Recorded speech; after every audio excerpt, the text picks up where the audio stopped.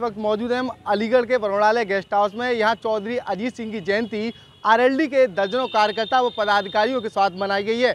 उनके द्वारा मिष्ठान वितरित करके चौधरी अजीत सिंह को याद किया है। इन्हीं पदाधिकारियों से जान लेते हैं किस तरीके का कार्यक्रम हुआ है, किस तरीके की खुशी है, क्या कहना चाहेंगे। क्या नाम है आपका? मेरा नाम राम बाबू सिंह है, राष्ट्रीय जाट महासभा का जिला अध्यक्ष हूँ। आरएलडी के जिला अध्यक्ष और अन्य पदाधिकारियों के कार्यक्रम में मैं भी सम्मिलित हुआ हूँ। राष्ट्रीय जाट महासभा भी सम्मिलित हुई है पूरी। तो चौधरी अजीत सिंह जी का आज जन्मदिन था, उसके उपलक्ष्य में हवन यज्ञ किया गया, माल्यार्पण किया गया और भारत सरकार द्वारा किसानों के मसीहा, गरीबों के प्रिय, भ्रष्टाचार के विरोधी और पूर्व प्रधानमंत्री चौधरी चरण सिंह जी को जो भारत रत्न दिया गया है, उसके लिए सरकार का आभार व्यक्त किया गया है और जो है चौधरी साहब को आज याद किया गया है। चौधरी साहब को भी वंदन अभिनंदन किया गया है, माल्यार्पण किया गया है। कहीं ना कहीं जाट महासभा भी पूरे तरीके से इस कार्यक्रम में सम्मिलित हुई है, उनके द्वारा भी इस कार्यक्रम में हिस्सा लिया गया। और भी कुछ पदाधिकारी मेरे साथ मौजूद है। क्या नाम है आपका? प्रमोद गौड़, पूर्व विधायक खैर। विधायक जी, क्या कहना चाहेंगे कार्यक्रम को लेकर?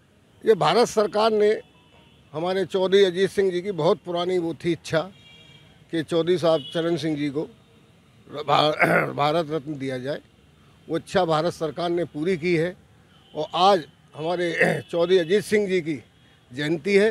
इस अवसर पर हम सब लोग राष्ट्रीय लोकदल के यहाँ पर इकट्ठे हुए हैं और यहाँ पर हमने सबसे पहले हवन यज्ञ किया है और यहाँ पर माल्यार्पण करते हुए उनको श्रद्धांजलि अर्पित की है। और पूरी तरह से हम राष्ट्रीय लोकदल के पदाधिकारी, पूरा दल, भारत सरकार का जो हमारे चौधरी साहब को जो भारत रत्न दिया है उसके लिए बहुत बहुत धन्यवाद करते हैं और आशा करते हैं कि वो भविष्य में भी राष्ट्रीय लोकदल को पूरा सम्मान देंगे। कुछ महिला पदाधिकारी भी मेरे साथ मौजूद हैं। किस तरीके की खुशी जाहिर करेंगी, क्या कहना चाहेंगी, कैसा लग रहा है? अच्छा लग रहा है। यहाँ पे आज चौधरी अजीत सिंह की प्रतिभा पर, वो जयंती पर वो सम्मानित किया गया है। कुछ और पदाधिकारी मेरे साथ मौजूद हैं। क्या किस तरीके का ये कार्यक्रम हुआ है, किस तरीके की रणनीति रही आरएलडी की, क्या कहना चाहेंगे?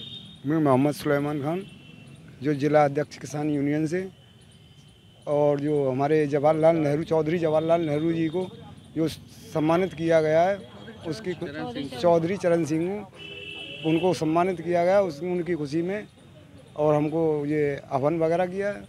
आपका क्या कहना है?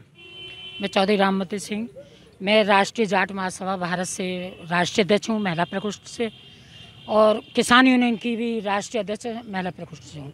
मैं ये कहना चाहूँगी, जो सरकार ने चौधरी चरण सिंह जी को भारत रत्न देकर जाट समाज को सम्मान दिया है, हम भारत सरकार का दिल से नंदन अभिनंदन करते हैं। आज चौधरी अजीत सिंह जी की जयंती मनाई है, मिठाई वितरण करी है, हवन करा है। हम इससे बहुत ही खुश हैं, जाटों में खुशी की लहर है। जय हिंद, जय समाज, जय जाट समाज। अब मेरे साथ मौजूद हैं आरएलडी के पूर्व विधायक प्रत्याशी, हम इनसे जानेंगे क्या कहना चाहेंगे आज के कार्यक्रम को लेकर। धन्यवाद जी। आज मैं वीरपाल सिंह दिवाकर, प्रदेश सचिव, आज माननीय चौधरी कालीचरण जिला अध्यक्ष राष्ट्रीय लोकदल के, माननीय विधायक प्रमोद गौड़ जी के और जिला पंचायत सदस्य संजय जी के नेतृत्व में और सभी कार्यकर्ताओं ने, जाट महासभा ने आज हवन यज्ञ किया है और माननीय चौधरी अजीत सिंह जी के जन्मदिन को बड़े हर्ष और उल्लास के साथ मनाया है। वो गरीब किसान मजदूर, गरीबों के नेता थे, बड़ी खुशी का माहौल है। और भारत सरकार को, माननीय चौधरी चरण सिंह जी, भारत के पूर्व प्रधानमंत्री जी को भारत रत्न से सम्मानित किया है। मैं भारत सरकार को भी बहुत बहुत बधाई देता हूं और अपने माननीय चौधरी जयंत चौधरी जी को के उज्जवल भविष्य की कामना करता हूं। हमारे नेता हैं, किसान, गरीब, मजदूर, दलित लोगों की आवाज़ उठा रहे हैं और बहुत बहुत इसी बात के लिए सभी समाज जनता को मैं बहुत बहुत बधाई देता हूं। अब मेरे साथ मौजूद हैं आरएलडी के जिला अध्यक्ष कालीचरण चौधरी साहब, उनसे जानेंगे किस तरीके की रणनीति है आरएलडी के द्वारा। 2024 के चुनाव नज़दीक हैं, क्या कुछ तैयारियां हैं आरएलडी की? आज भव्य तरीके से कार्यक्रम हुआ है, जाट सभा यहाँ मौजूद थी, जाट सभा के पदाधिकारियों के द्वारा आरएलडी का साथ देने की बात कही है। 2024 के चुनावों में किस तरीके से वो इस चुनाव को देखते हैं, क्या कुछ कहना चाहते हैं? स्वागत है आपका एबीपी लाइव में, क्या कहना चाहेंगे अध्यक्ष जी? पहले तो पत्रकार महोदय, मैं आपको बहुत ही तहे दिल से आपका हार्दिक वंदन करता हूं कि इस मौके पर आप आए, यहाँ पे पधारे, बहुत ही खुशी है। और आज हमारे माननीय किसानों के मसीहा स्वर्गीय चौधरी अजीत सिंह की जन्म जयंती थी। आज हमने बरनाला गेस्ट हाउस पर, चौधरी चरण सिंह बरनाला गेस्ट हाउस पर ये आयोजन रखा और मेरे तमाम ज़िले के राष्ट्रीय लोक दल के, अन्य दलों के, महासभा के, किसान यूनियन के सभी साथियों ने मिलकर के यहाँ जो हवन आहूत किया गया था उस हवन में हिस्सा लिया और कार्यक्रम को बहुत ही शानदार और उनकी चौधरी अजीत सिंह को एक अच्छा जन्म जयंती मनाई हम लोगों ने भव्य तरीके से। और इसी मौके पर हमारे पूर्व प्रधानमंत्री किसानों के मसीहा, जो केवल किसानों के ही नेता थे, दलितों के नेता थे, मजदूरों के नेता थे, वंचितों के नेता थे, उनको जो भारत सरकार ने भारत रत्न से नवाजा गया है, वो केवल एक किसी जाति विशेष का सम्मान नहीं है, वो ना ही व्यक्तिगत तौर से कहा जाए कि एक किसी परिवार या ये किसी व्यक्ति का सम्मान है, ऐसा नहीं है। जीवन पर्यंत हमारे चौधरी चरण सिंह जी ने जो अपना कठोर परिश्रम तप किया था, उस तप का फल जो है किसान मजदूरों को आज मिला है, भारत सरकार ने दिया, हम उनका आभार व्यक्त करते हैं। अध्यक्ष जी, लंबे समय से मांग की जा रही थी, किसानों के द्वारा तमाम बार प्रदर्शन भी किए गए कि उनको भारत रत्न दिया जाए, लेकिन लंबे समय से भारत रत्न नहीं दिया गया। 2024 के चुनाव नज़दीक हैं, उसके बाद तब कहीं जाकर ये भारत रत्न मिला है। तो इस मामले को किस नज़रिए से देखते हैं? चुनाव नज़दीक हैं, चुनाव से पहले तमाम बार मांग की गई, चाहे वो आरएलडी हो, चाहे वो किसान नेता हो, कई बार मांग की गई, लेकिन आज तक भारत रत्न नहीं मिला। चुनाव आते ही भारत रत्न मिल गया, तो क्या कुछ रणनीति है भाजपा की, क्या कहेंगे? अब देखिए, इसमें रणनीति की तो कोई बात नहीं। चौधरी साहब तो इस जो इनको नवाजा गया है भारत रत्न से, इसके बहुत पहले से हकदार थे। जहाँ तक आपका सवाल है कि 2024 का जो लोकसभा चुनाव है उसको देखते हुए दिया गया है, ऐसा नहीं है।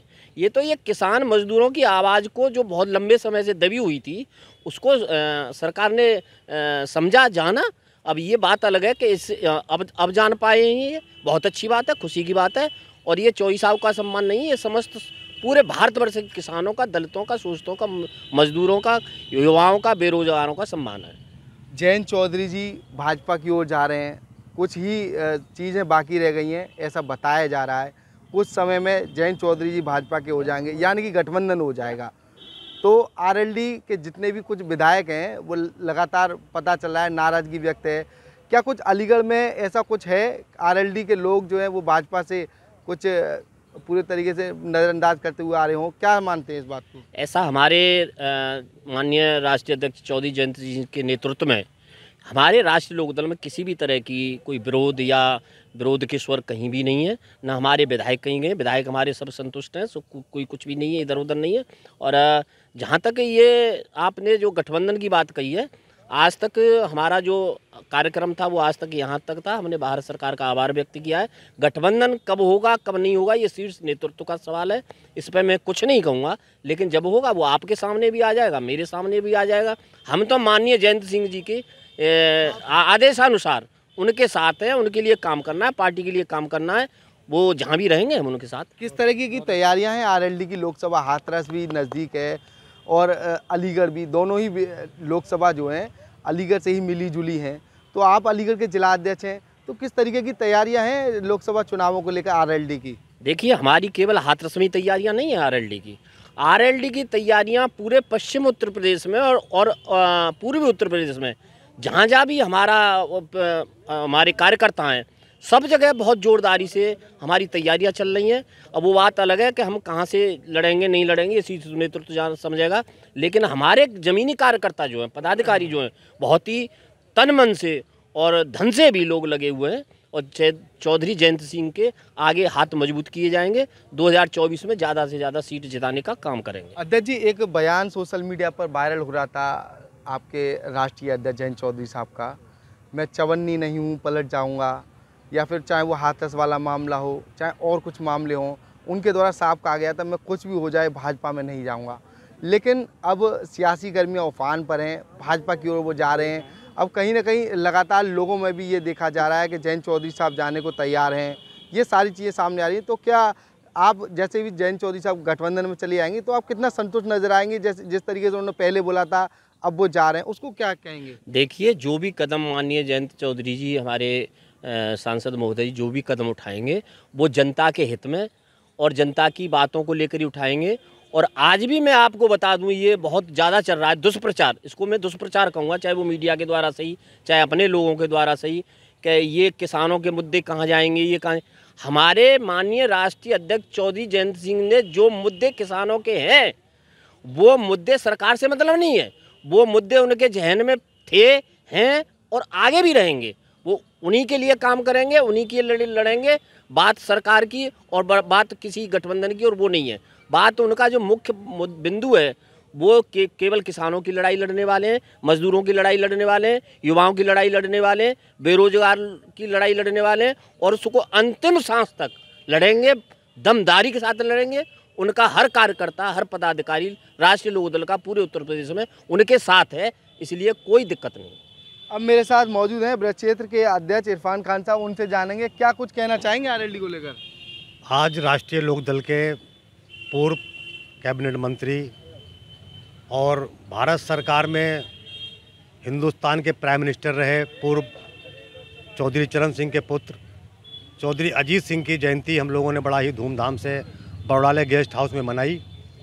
और यहाँ पर तमाम संगठन के लोग मौजूद थे, किसान संगठन भी था, जाट महासभा भी थी और राष्ट्रीय लोकदल के तमाम पदाधिकारी, तमाम कार्यकर्ता यहाँ पर मौजूद थे। हम लोगों ने बड़ा ही धूमधाम से माननीय अजीत सिंह जी की जयंती मनाई।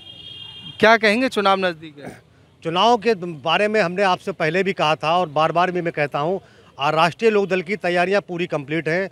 जहाँ जहाँ भी हमारे पदाधिकारी कार्यकर्ता जिन जिन जिलों में हैं, हमारे बिल्कुल मुस्तहिद हैं और हम पूरे 80 सीटों पे ही चुनाव लड़ेंगे। कहीं हम लड़ेंगे, कहीं हम लड़ाएंगे। ये देखिए, ये थे आरएलडी के पदाधिकारी, उनके द्वारा 80 सीटों पर चुनाव लड़ने की बात कही है।